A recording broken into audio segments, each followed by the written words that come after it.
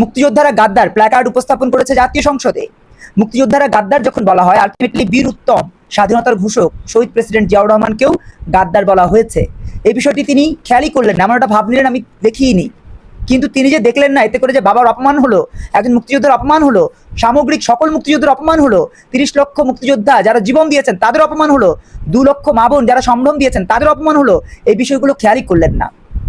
2 মাস 3 দিনে আমরা পেলাম শহীদ প্রেসিডেন্ট জিয়াউর রহমানকে গাদ্দার বলবার উদ্ধত্তপূর্ণ একটা সংসদ, যেই সংসদের প্রধান হচ্ছেন তারেক রহমান। এমন একটা সংসদ পেলাম যে সংসদে রুমিন ফারহানা ব্যতীত একটা সংসদ সদস্য চালের দাম, ডালের দাম, তেলের দাম, দ্রব্যমূল্য বৃদ্ধির ব্যাপারে কোনো রকমের কোনো কথা বললেন না। এমন একটা সংসদ পেলাম যেখানে জ্বালানি সংকট সমাধানের ব্যাপারে কোনো পরিকল্পিত পদক্ষেপ একটা সংসদ সদস্য উপস্থাপন করতে পারেননি।